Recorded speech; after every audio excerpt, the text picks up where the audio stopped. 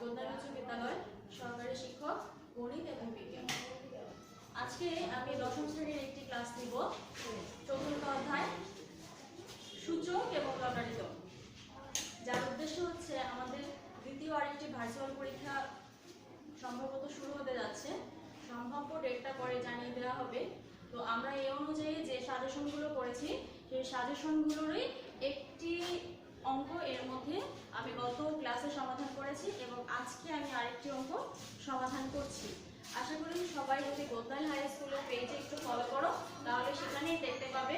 ওখানে আমরা সাজেশনগুলি দিয়ে দিব এবং সেখান থেকে এই অঙ্কগুলি পাবা। সো ভিডিওটা ফলো করলে মনে হয় অঙ্কগুলিতে আর তোমাদের কোনো সমস্যা থাকবে না। আচ্ছা, তো আমরা অঙ্কটা শুরু করি। এখানে a is equal to 4 to the power 2p plus 1, b is equal to 5 power m plus 1, আবার নিচে আছে 5 power m into m minus 1, c is equal to আছে আরেকটা উদ্দীপক এবং d এর মান আরেকটি দেওয়া আছে এবং এই চারটা উদ্দীপক কাজে লাগিয়ে আমাদের ক খ গ তিনটা অঙ্ক নির্ণয় করতে হবে। ক করার জন্য এতে দেওয়া আছে a is equal to 128 হলে b এর মান নির্ণয় করো। a is equal to যদি 128 হয় অর্থাৎ আমরা কি করব, আগে উদ্দীপকটাকে তুলতে হবে। দেওয়া আছে a is equal to 4 2p plus 1। এখন এখানে লক্ষ্য করো, এখানে দেওয়া আছে কতে a is equal to কত 128, অর্থাৎ আমরা এর জায়গায় কি লিখব 128। এখানে যা ছিল তাই আপাতত রাখলাম। পরের লাইনে আমরা কাজ করব, এটাকে এপাশে নিয়ে আসি, দেন 128 ডান পাশে 4 to the power 2p plus 1 4। তাহলে এখানে কি হবে, 4 কে যদি আমরা ভাঙি কি আসবে 2 স্কয়ার, অর্থাৎ 2 স্কয়ার এভাবে লেখা যায়। এভাবে লিখলাম। তারপরে আমরা যদি পরবর্তী অংশটা করি, সেটা করার জন্য এখানে এই 2 অর্থাৎ এটা কি আমরা জানি পাওয়ার, অর্থাৎ এই পাওয়ারের সাথে এই পাওয়ারটা কি হয়ে যাবে গুণ হয়ে যাবে। তাহলে কি আসতেছে 2 পাওয়ার এখানে ছিল কত 2 দুগুণে 4 4p প্লাস 2 একে 2 আর এখানে 128। এটাকে আমরা পাওয়ার বের করব কিভাবে, 2 গুণ করে যাওয়া যায় এবং 2 এর উপরে পাওয়ার 7 দিলে দেখবা ক্যালকুলেশনে 128 চলে আসবে। তারপরে আমরা জানি সূচকের অঙ্কগুলোর ক্ষেত্রে বেস যদি সমান হয়ে যায়, অর্থাৎ এই বেসটা যদি সমান হয়ে যায় তাহলে সেটাকে আমরা ক্যান্সেল করতে পারি। এখন 2 দুই পক্ষেই সমান, তার মানে কি আমরা এটাকে ক্যান্সেল করে লিখতে পারি only 4p plus 2 is equal to 7, বা এখানে 4p is equal to 7 minus 2, বা p is equal to 4p is equal to 5, p is equal to 5/4। তাহলে এখানে আমরা কি চাওয়া ছিল p এর মান নির্ণয় করো। আমরা কি পেয়ে গেছি p এর মান, সুতরাং কি লিখব নির্ণয় মান p is equal to 5/4। নির্ণয় মান p is equal to 5/4, অর্থাৎ কতে আমরা কি পেয়েছিলাম, কতে চেয়েছিলাম আমরা এর মান ছিল 128 আর এটা পক্ষ ছিল, সেখান থেকে এই মানটা নেওয়ার পরে আমরা এভাবে সূচকটাকে ক্যালকুলেশন করলাম, যেটা পাওয়ারের গুণ করার পরে এরকম আসলো, দেন বেস বাদ দিয়ে দিলাম। বেস বাদ দেওয়ার পরে স্বাভাবিক একটা সমাধান করে আমরা মান পেয়ে গেলাম নির্ণয় মান p is equal to 5/4। খুবই সহজ, বাসায় একটু ভালো করে প্র্যাকটিস করতে হবে। এরপরে আমরা আরেকটা অঙ্কে যাব, খ।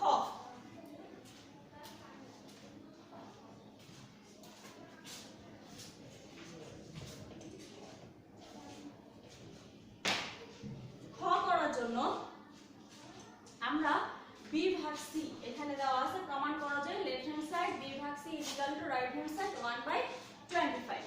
এখন 1/25 যে করব, এটা করার জন্য b ভাগ c দিতে হবে। আমরা দেখতে পাচ্ছি এখানে b এর আলাদা একটা মান দেওয়া আছে, অর্থাৎ উদ্দীপকে এখানে b ইন্ডিকেট আছে এবং c ও ইন্ডিকেট আছে। সো আমরা b কে আলাদা লিখব, ভাগ দেব c দিয়ে। Left hand side, direct left hand সাইডে যেতে হবে, b ভাগ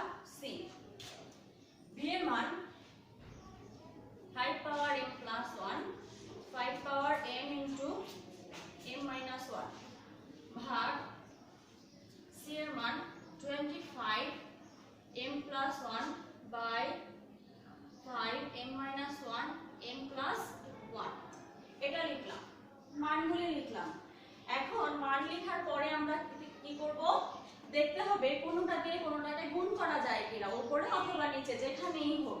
যদি আমরা গুণ দিতে পারি তাহলে কিছুটা সংখ্যা কমবে।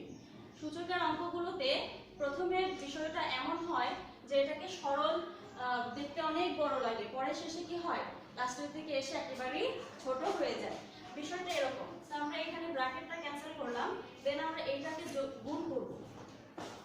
25 এটাকে কি করা যায় 25 5 স্কয়ার, তাই না? এর আগের অঙ্কটাতে আমরা করেছিলাম 4 কে 2 স্কয়ার করেছিলাম, তাহলে 5 স্কয়ার। এখানে কি আসবে m + 1, নিচে 5 m - 1 m + 1। এখন এটা যাওয়ার পরে আমরা কি করব, যেটা জন্য করলাম সেটা করব গুণ 5 পাওয়ার m স্কয়ার মাইনাস m, এটা দিয়ে গুণ করলাম, ভাগ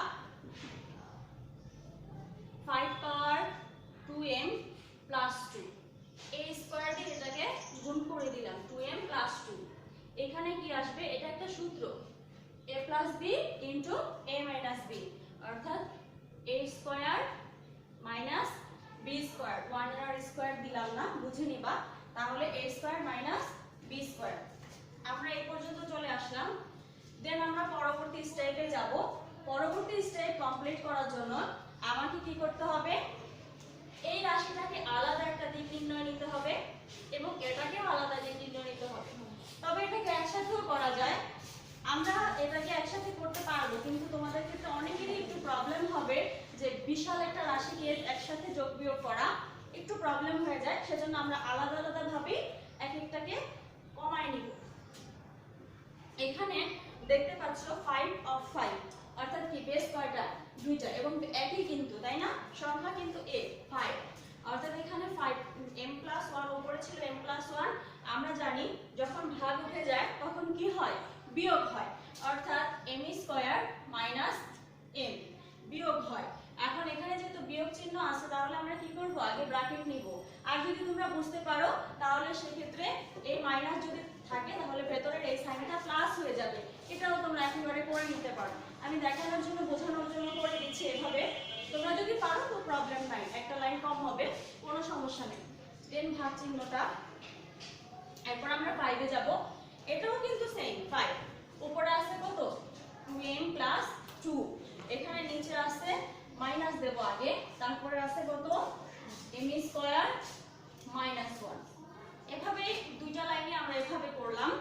করার পরে কোথায় যাব, 5 এই m + 1 ব্র্যাকেটটাকে উঠাবো, কি থাকে সেটা দেখব, প্লাসে আবার এখানে 5 2m + 2 minus m square plus 1, এরকম।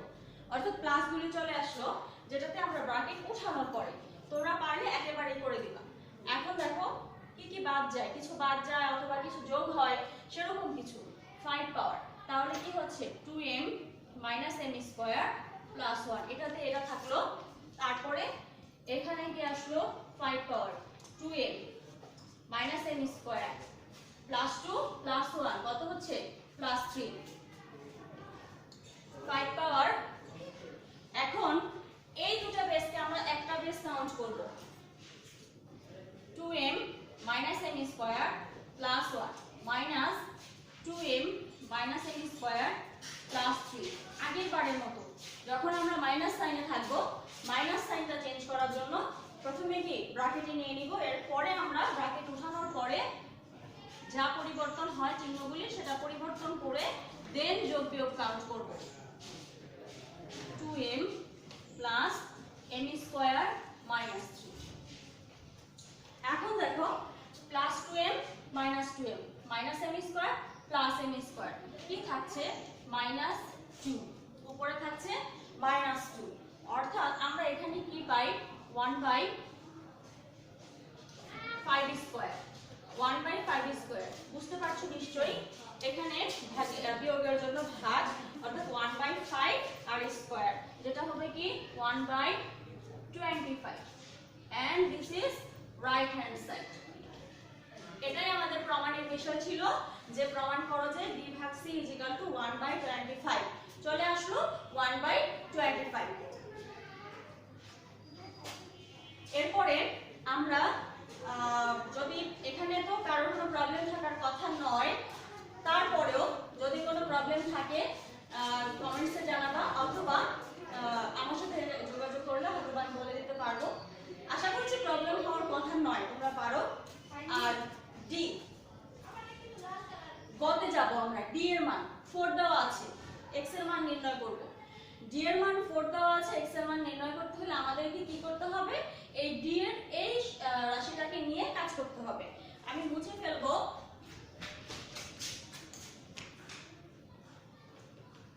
এই অংশটা বুঝলাম। এখানে ডি, তাই না? এখানে উদ্দীপকে কি দেওয়া আছে?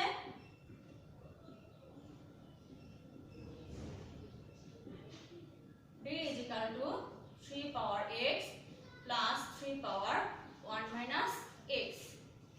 দেন আবার প্রশ্ন দেওয়া আছে d এর মান কত? 4। তাহলে 3 power x plus 3 power 1 minus x এই পাশে নিয়ে আসবো।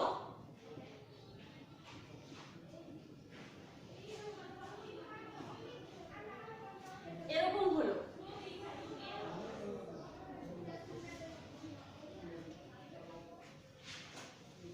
এরকম করার পরে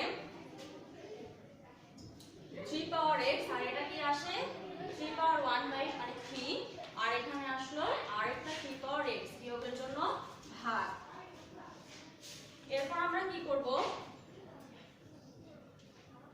একটা লসাগু নিব। একটা লসাগু নিয়ে,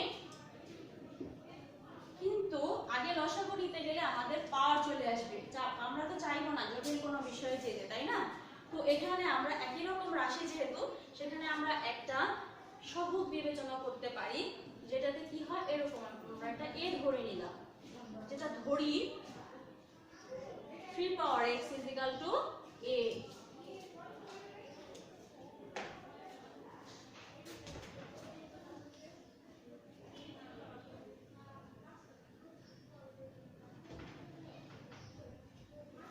এরপরে যেটা করতে চাচ্ছিলাম যে লসাগু করব। a লসাগু হলো, তাহলে কি হবে?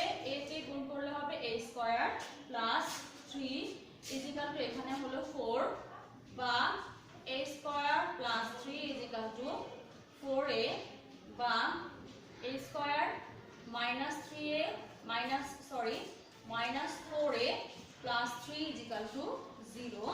এটাকে আমরা উৎপাদকে বিশ্লেষণে যেতে পারি। উৎপাদকে বিশ্লেষণ করলে সেটা আসবে -3a minus a plus 3 is equal to 0। মানে হলো 3 আর 1 এ 4, আর কি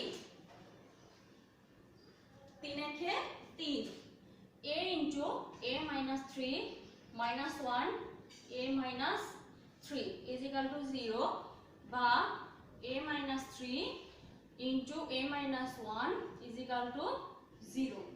এখন আমরা এটাকে দুইটা ভাগে বিভক্ত করব, যেটা হচ্ছে a minus 3 is equal to হয় 0 হবে, অথবা a minus 1 is equal to 0 হবে। পজিশনটা ঠিক এরকম। এখন যেহেতু আমরা এটা তো ধরে নিয়ে আসছি, তাই না? মনে করি বা ধরি 3x কার পরিবর্তে?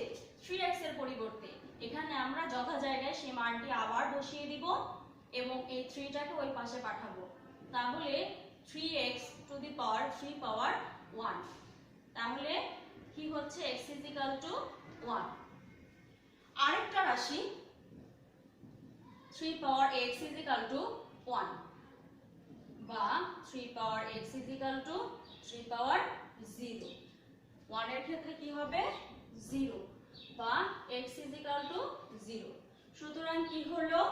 নির্ণেয় সমাধান কি পাওয়া গেল? x ইজ ইকুয়াল টু 1, আরেকটা কি 0, বা 0 1। এই দুটো হচ্ছে x এর মান। x এর কয়টা মান পেলাম? দুইটা, একটা 0 আর একটা 1। একটু সাজিয়ে লিখবে নির্ণেয় সমাধান। সুতরাং নির্ণেয় সমাধান x is equal to 0 1 হয়ে গেল। আমরা খুব ইম্পর্টেন্ট একটি অঙ্ক শিখলাম। চেষ্টা করব এই অঙ্কটাকে বাসায় বারবার করার জন্য। কারণ বারবার শিখলে বা বারবার একটা জিনিস দেখলে কি হয়, সেই জিনিসটার অভিজ্ঞতাটা আরো বাড়ে এবং ভেতরে কোনো প্রশ্ন থেকে থাকলে সেটাও ক্লিয়ার হয়। তো আমরা এটাকে শিখবো, জানবো আর বারবার করব। আর ভার্চুয়াল পরীক্ষাগুলোকে সবাই খুব গুরুত্ব সহকারে দেখবো, কারণ আমরা ভাবতেছি যে বাসায় বসে পরীক্ষা দিলে হয়তো দেখে দেখে দিতে পারবো বা টিচার হেল্প করবে, গার্জিয়ান হেল্প করবে, কিন্তু আসলে কি সেই শিক্ষাটা কি আসলে আমরা পাচ্ছি?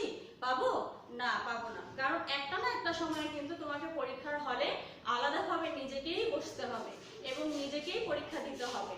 তো ওই সময় কি হবে, তোমার ভেতরের অপূর্ণতাটা চলে আসবে। আর পরীক্ষার সময় যদি তুমি অপূর্ণ থেকে পরীক্ষার হলে যাও, তোমার পরিণতি কি হবে সেটা নিশ্চয়ই বুঝতে পারছো। তো যাই শিখো, অল্প করে হলেও একটু ভালো করে শিখবে, যেন সেটা তোমার অন্তরে গেঁথে যায়। আশা করব ক্লাসটি ভালো লেগেছে। যদি ভালো লেগে থাকে পরবর্তীতে আবার ক্লাসগুলো দেখবে। আমাদের অন্যান্য শিক্ষক মণ্ডলীরাও প্রতিদিনই আমাদের ভার্চুয়াল কার্যক্রম চলছে এবং ক্লাস নিচ্ছে। সবার ক্লাসগুলো আশা করি তোমরা দেখবে আর কোদনাই হাই স্কুলের পেজটাতে নিয়মিত ফলো করবে, কারণ ওখানেই সব ধরনের নোটিশগুলো দেওয়া হচ্ছে, আবার ক্লাসগুলি যাচ্ছে আর সাজেশনগুলি ওখানেই পাবা। তো নিয়মিত একটু ওইগুলো ফলো করো। গভর্নমেন্ট যখন আবার ডিসিশন দিবে, স্কুল খুলবে, আমরাও তো চাই না একা একা ক্লাস করতে, ভালো লাগে না। তোমাদেরকে নিয়ে প্রাণচাঞ্চল্য ফিরে আসুক ক্লাসে, এটাই প্রত্যাশা করি। তো এই শুভকামনা করছি সবার জন্য। দোয়া করবে সবাই। ভালো থেকো, সুস্থ থেকো। আল্লাহ হাফেজ।